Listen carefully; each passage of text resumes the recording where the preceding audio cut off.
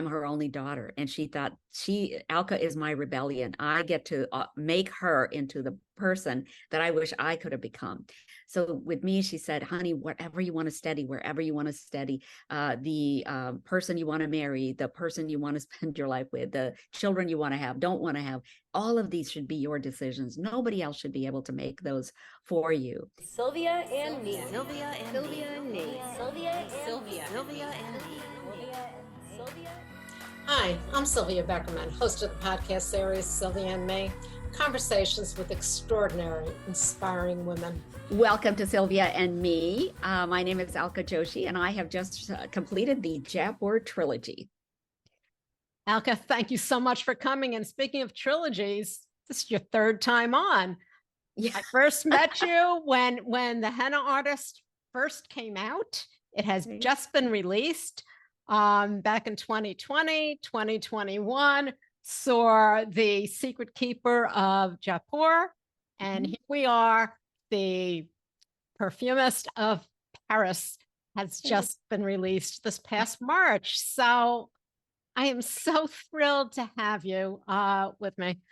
And as we were talking before, I want to go into a little bit of the background so people know why you started this, that it took 10 years for you to actually write the book.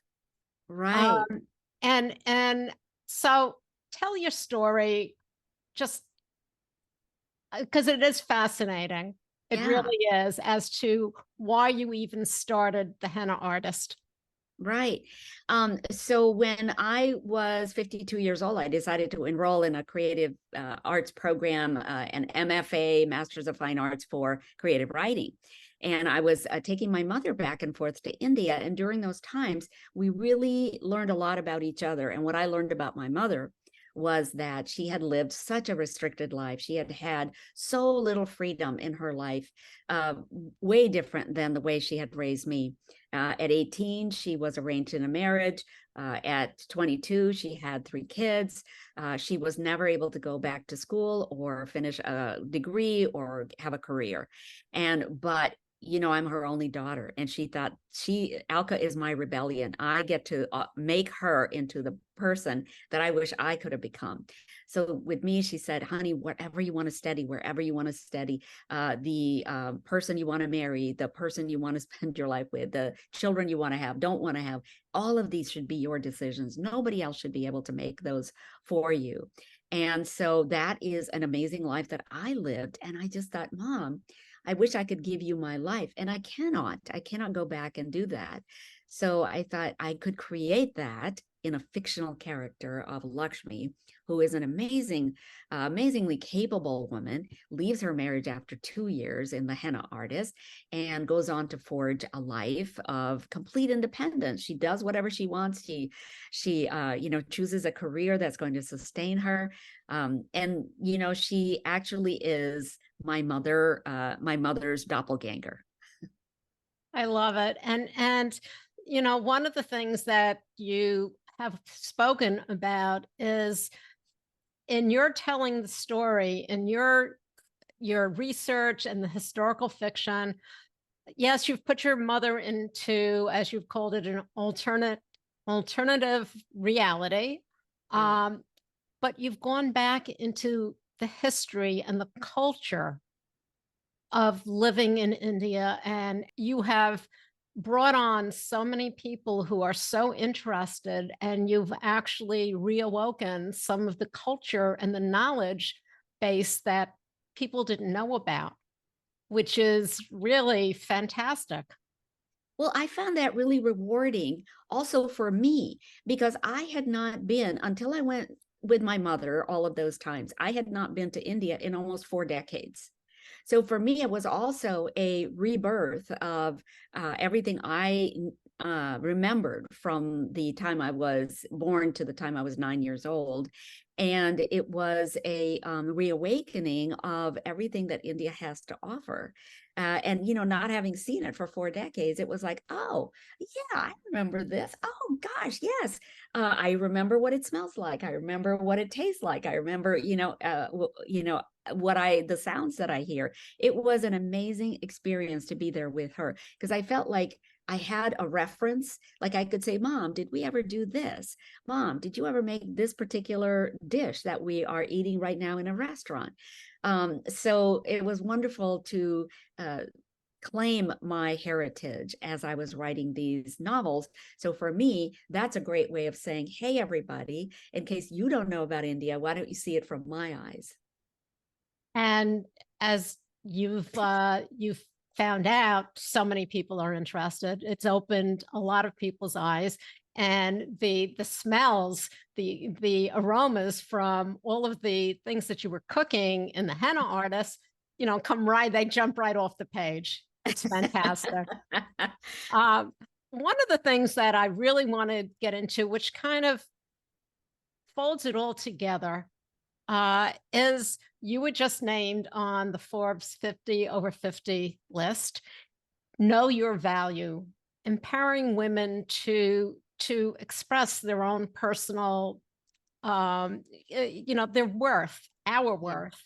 Yeah. And you started writing, as you said, you were in your 50s when you started, and the book you completed and was published when you were 62, which was Right. only 2-3 years ago. I mean, and the thing is that we're in such an age of anti-aging, pro-aging, this aging, that aging. And we've talked about this before, because my mother is one who didn't stop.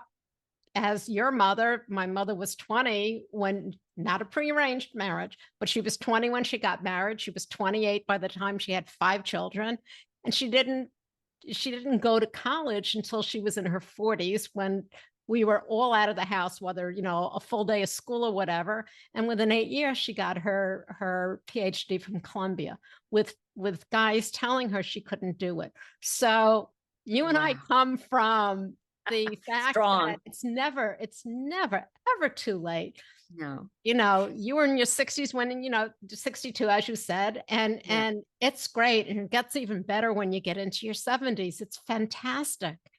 And I think that is one of the stories that has come out of all of this. Well, Sylvia, you are a big role model for me, because you are in your 70s and you look amazing. So, and also your energy, you have energy, you're curious, all of those kinds of things. I think one of the things I tell people is I could not have written these books in my 20s, 30s, 40s. There's no way. I didn't have enough experience.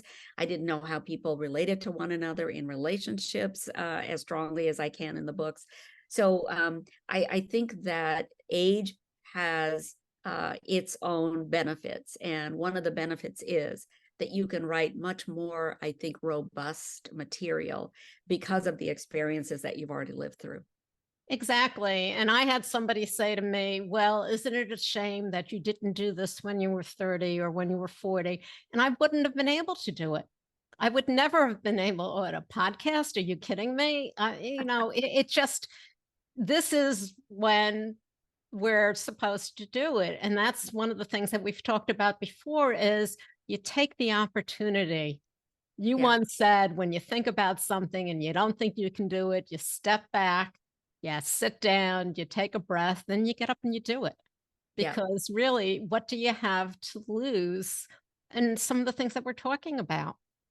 That's a really good point. What do you have to lose? Just take the chance. There's really no repercussion for you. The other thing, Sylvia, that I wanted to say about writing at a later age is that I have over time developed my ideas about people, about women, about relationships, and I get to put all of those in my novels through my characters. I would have been scared to do that at 20 or 30. I would have been too concerned about what other people thought. And now I'm able to do that in my books. You would be surprised how many readers say to me, wow, that took a lot of courage to put in there. And I said, no, not really, because now I feel like I have a voice and I can use it and I'm not scared. It doesn't matter to me what other people think about what I'm saying. Not that I don't care if they hate it, but what's important for me is that readers will come up to me and they say, I never thought about it like that. That's the most rewarding thing after they read a book and they learn something. Well, that's just it, because we did other things later on, and there's almost more of a freedom for so many of us. And that's the other thing that I want to talk about, because the Perfumist of Paris, the Radha, Yeah. the aspiring performer, she's struggling with career imbalance and so on and so forth. And that's back in 1974. And we have to remember, and people don't understand, women in their 30s and their mid 30s don't realize that they were born in the 80s. It was only 10, 15 years prior to that where women couldn't even get a credit card, couldn't own anything. Birth control, of course, which hopefully will never be taken away from us, was just coming into play. Right. So one of the questions that, we've talked about, and I know you've asked, is, so that took place in 1974, and she was trying to balance career and family. Now let's ask, have things changed over the last 50 years? What has changed? Well, it's interesting you say that, because whenever I do a Zoom with a book club, and like now, Sylvia, I'm up to 959 book clubs, if you can believe it, on Zoom in the last 3 years. I love it. But every time I talk with a book club, I ask them, I say, I hope that the Perfumist of Paris opens up this discussion of Radha dealing with this issue of gender equality in 1974. How far have we come in the last 50 years? Some women believe that we've come pretty far, and maybe those are the younger people, like they really feel like, things are different for me. I can have a credit card and a bank, and I can get my husband to cook for me every couple of nights. Or my husband helps out with the kids. He feeds them when I'm too busy doing something else. So in a way, some people feel that they have gained a lot more gender equality, but there are other women who have said to me, no, it has not changed a lot. And I think it all depends on, who the woman is and the situation that she found herself in. But I think that there are other people in those Zoom groups that don't say anything, because I think that, they don't want to openly say, well, actually, maybe it hasn't changed that much, They don't want to, they don't want to speak badly of their own husbands. And I totally get that too. Well, yes, we understand that. It's a shame though, sometimes that our voice, we're afraid to use it. And I think that's kind of what both of us do, is we've learned how to use our voice. You use it in 3 fabulous novels. Which I understand you have a contract with HarperCollins for 2 more. Have you finished them yet? It's in 2025, lady. But using, and that's it, giving women the platform to use their voice, because everyone has one, but not everyone has found it. And people don't understand that it could take years and years to find it. If you're open to it and not hiding behind it. Yeah. So yes, you have to be open to it, and you have to somehow convey it in a way that other people can hear it. If I were standing on a soapbox with a microphone and I said, women deserve to be able to be in control of anything in their lives. I don't think anybody should stop them. And, we need to put all those people in jail who are trying to stop us. Well, nobody's going to listen to me, right? But if I find this fictional venue, this historical fiction, and I can talk about what happened back in the 50s in the Henna Artist, in the 60s in the Secret Keeper of Jaipur, and then in the 70s in the Perfumist of Paris, then people can appreciate how much it is, how important it is for women to have that power and to be free to make all the major decisions for themselves. I think that this kind of fiction allows many more people to absorb it and to talk about it and to pass it along to someone else. It was, I actually think it's a much more powerful medium to write a book of fiction than it might be for me to write an opinion piece in the New York Times. Most definitely, because you can let your imagination go. Yeah. I mean, it's absolutely fantastic. And one of the things that, you talked about an alternate reality for your mom. Your mom was in an arranged marriage. And that was very common.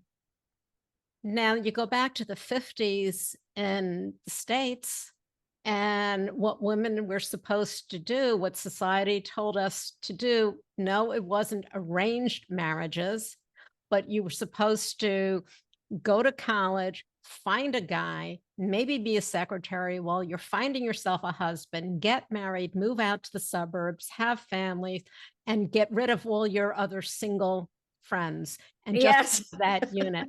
So yes, one is an arranged marriage where, you gave your mother freedom, but she gave you freedom. She knew it. And she gave you freedom. And it sounds like they had, you had a nice family life because your mother told you what that freedom allowed you to do that. Whereas, back in the 50s, we're going through a huge number of what people call gray marriages now, because people who society said they had to get married in the 50s and live and move out into the suburbs, these women were kind of, a lot of them were just, suffocated as far as being able to spread their wings. Yeah. So, what you're saying reminds me of two things. One is there was a popular phrase called the MRS degree. Oh, why are you going to college? I'm going to get myself an MRS degree. And then the second thing that I was thinking of as you're talking is the Stepford Wives. You remember that in the 70s that came out? The original one was much better. Yeah. And so, the whole idea that we were, as women, meant to be cookie cutter. We were all supposed to look alike. We dress alike. We welcome our husbands home with a martini, and we have the pearls, and we never look out of we never look messy or out of place. Do you remember that? Oh yes, and the thing is, women back then looked older because they were supposed to dress in such a uniform of the heels, the pearls, and the dresses with the cinched in waists and maybe a little bit of an A-line. So when young girls were 16, they looked like they were in their 20s. I never thought about that. You're right. So when we say, first of all, I'm sorry, but nobody knows what any age really looks like. We do know when somebody doesn't look happy, when, if somebody, I'd say, God forbid, is not well. Yeah. But other than that, everyone has their own personality. And if you can look in the mirror and wake up and go, this is me, I have another day and I'm going to do whatever I can. And not every day is a good day. We go through bad things, but to be able to have that personality, nowadays we're living a lot longer and we do not know what a certain age looks like. I mean, years and years ago, I used to say, well, you know what? I'm just going to use it because one day I'm going to wake up all shriveled. Who knows? But we have more, I don't know whether we take better care of ourselves, whatever it is, maybe we're just a little bit more comfortable within ourselves without having that structure of the clothing, which was so structured, and the men wearing three-piece suits and hats, it's not the same. Right. Do you remember, Sylvia, in the 70s was also when women first stopped wearing bras. Oh, they were like, why do I have to wear this maiden form, this kind of corset? What is this all about? Once again, it was a way to restrict women, to keep them in this little place. and women went, hey, I can be free. Yes, You know, Sylvia, to this day, I do not wear a bra. I wear them very, very rarely. Yeah. I mean, back in the day, women used to come into the sales, women used to come into the dressing rooms to help you.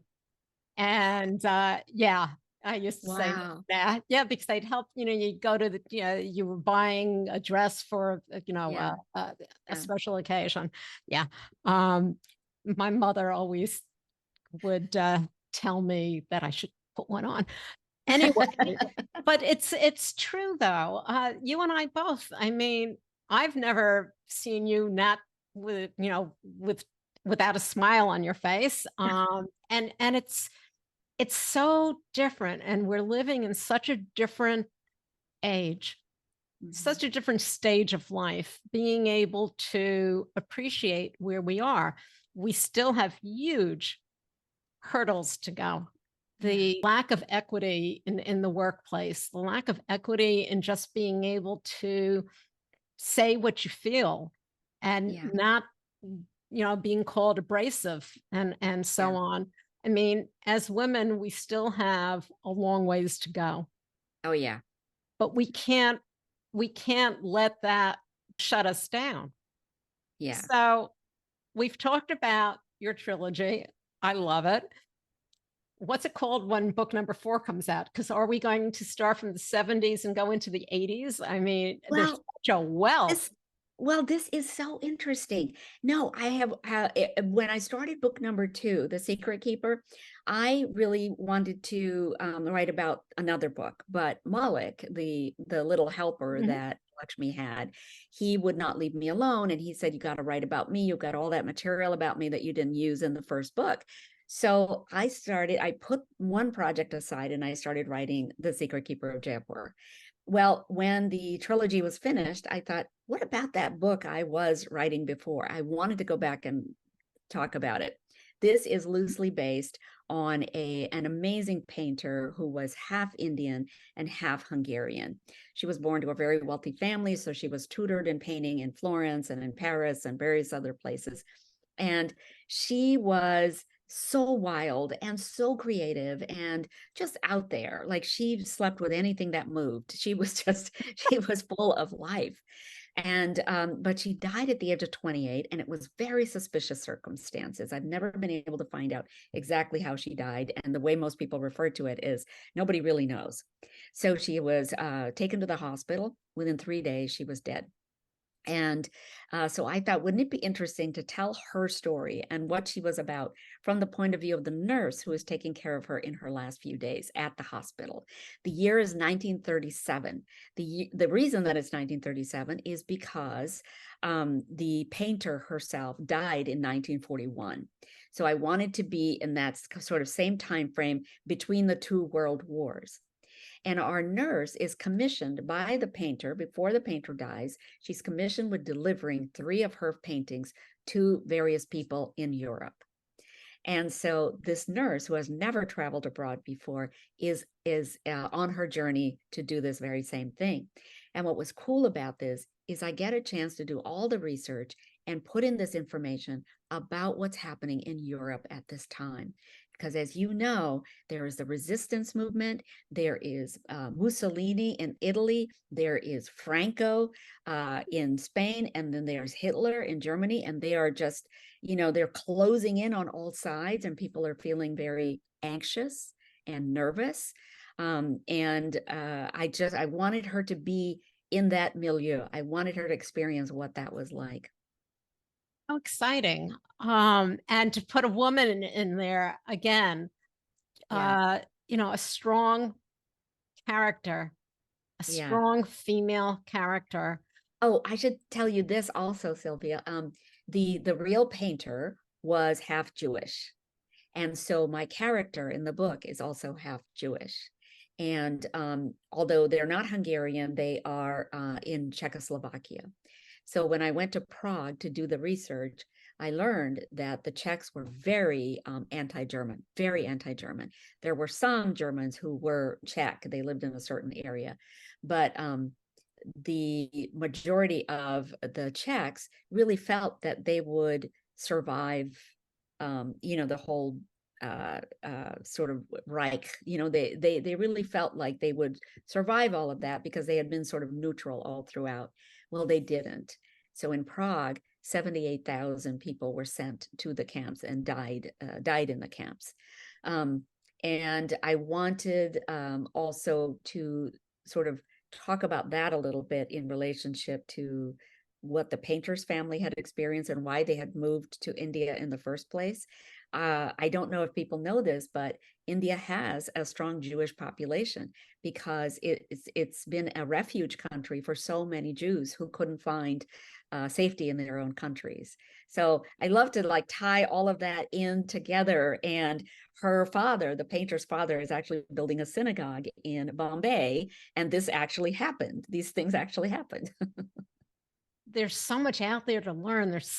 I mean, how fun to be able to go out and one, get the idea to do it, and then be able to move on that idea and do what you're doing and really delve into a character and the history.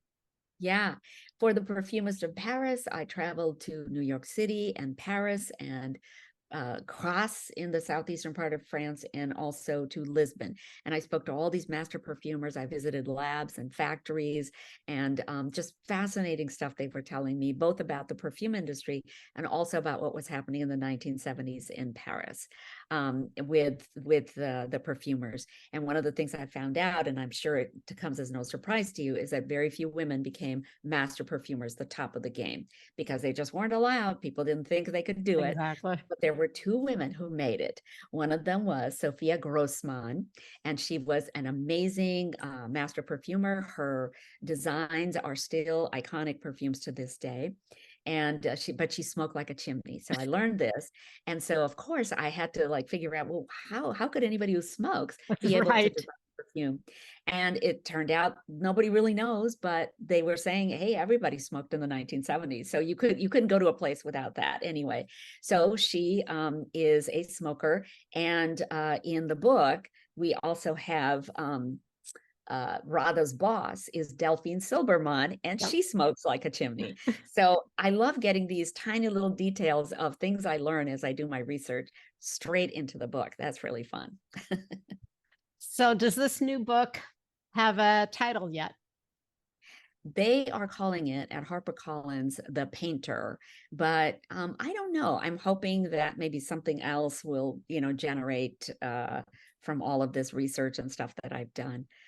So of course, for the fourth book, I had to go to Prague and Florence and Paris, and I went to Barcelona because I thought at one point I would actually have something happening in Barcelona, and then London, and then back home. So they are also, I was talking to academicians, I was talking to archivists, art historians about the 1937, the 1930s and leading up to the Second World War. Yeah, it's just, I think that those tiny little tidbits that I found as I was doing my research are going to make their way into the painter as well. See, and then that's it, those tiny little tidbits. And that is something that women don't understand. It's just, if you have just an inkling of something, go ahead, sit back, think about it for a second, and then go do it. Yeah. Research, write, travel. Not everyone could travel, but there's so many other things that you can flip something into doing. Yeah. When you find an idea, which may turn into a passion, and there's no age limit in any of this. Yeah, there is nothing stopping you from doing anything at any age. And I've had so many readers come up to me and go, wow, if you did it with all your gray hair, maybe I can do it too. And they take up writing. They take up memoir writing. They take up, some other hobby that they have always wanted to do. Let's see, what was I thinking just now? There's nothing to stop you. I was listening to Mel Robbins. I don't know if you know who she is, but somebody sent me a link to one of her Instagrams, and she was saying, nobody is coming.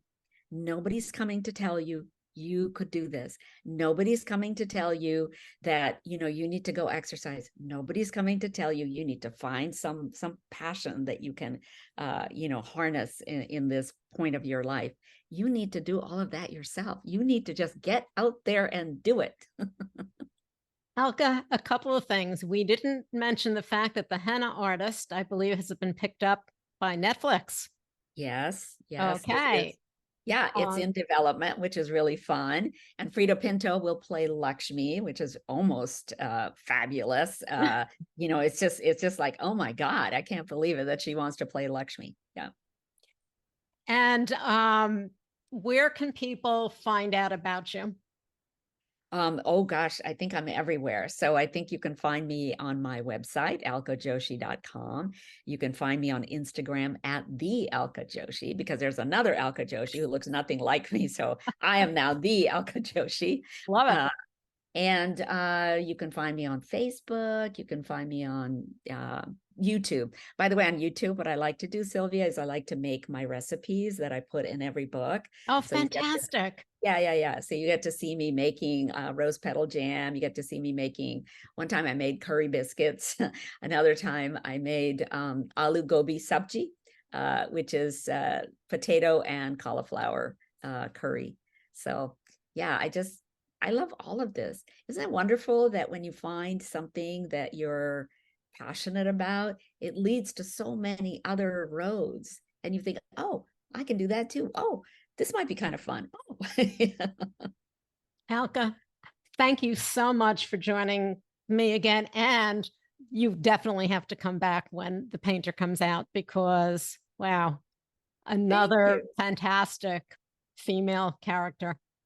Thank you, Sylvia. And thank you for making this platform available so that women like you, women like me, can see ourselves doing all kinds of things. My pleasure. You can find us on all of your popular podcast platforms. And of course, our website, sylviame.com. Stay safe, stay healthy, and stay tuned.